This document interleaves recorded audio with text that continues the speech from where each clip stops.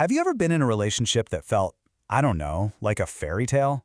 Like almost too good to be true? Well, we're gonna break down a really tricky pattern that can hide behind those super intense romantic gestures. All right, let's get into it. Seriously, just think about this for a sec. That crazy rush when someone says, I love you, like way too early, it feels incredible, right? But what if that's not a sign you found the one?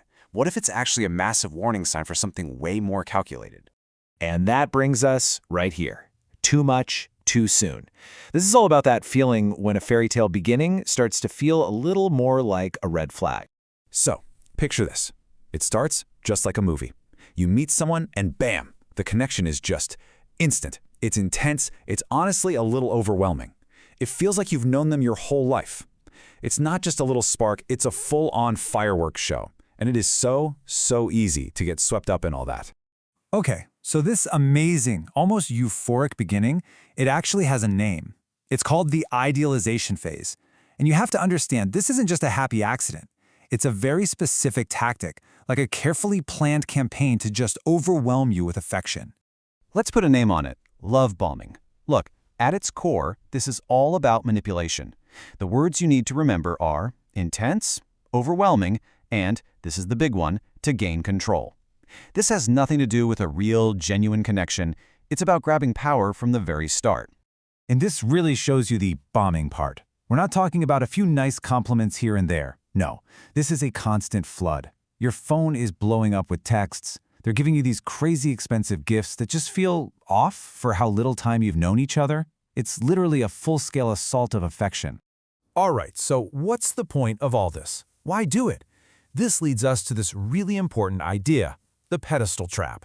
See, all those grand gestures and sweet words, they have a hidden agenda, and it's a lot darker than simple romance. And here it is, the manipulator's real goal. The key takeaway is they are not trying to make you feel good for your benefit. They're trying to make you need them to feel good about yourself.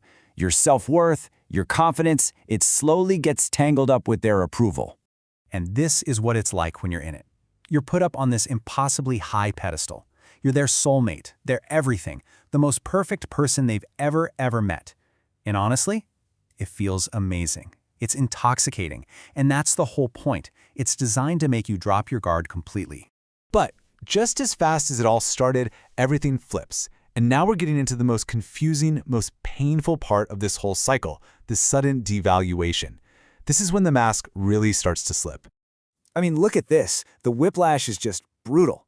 The person who called you their soulmate yesterday, now they're giving you the silent treatment for no reason. That constant stream of compliments is suddenly replaced by these little, vague, cutting criticisms.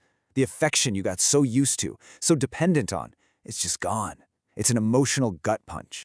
And just like that, poof, the pedestal is yanked right out from under you. You're in a total freefall, completely shocked, totally disoriented, and all you can think is, what did I do wrong? What happened?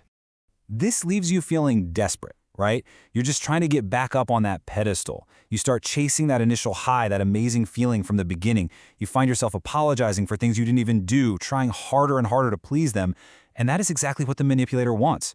You're now stuck trying to win back a love that was never real to begin with. Okay, so how do you avoid this? How do you protect yourself? This is maybe the most important part of what we're talking about today. Let's break down how to recognize these red flags so you can trust your gut when something just feels off. All right, here's a checklist for you. And I love you within days or weeks, huge red flag. Constant, nonstop contact that feels less like they miss you and more like they're tracking you. Yep, another one. Watch out for those over-the-top gestures and promises about the future, like planning your wedding on the third date. And maybe the sneakiest one, if they seem too perfect, like they're a mirror of everything you've ever wanted. That's probably not a soulmate, it's a script. So this right here, this is the whole playbook. It kicks off with that intense meeting. Then comes the flood of affection that puts you up on that pedestal. Then, bam, the sudden shift, the withdrawal which makes you start the chase. And the final, most crucial step is the realization. This was never, ever about love. It was always about control. And that really leaves us with the one question you have to ask yourself if a romance feels too good to be true. Is it love or is it control? Does this person's affection make you feel safe, secure, and respected, or does it make you feel anxious and dependent? Your answer to that question, well, that tells you everything you need to know.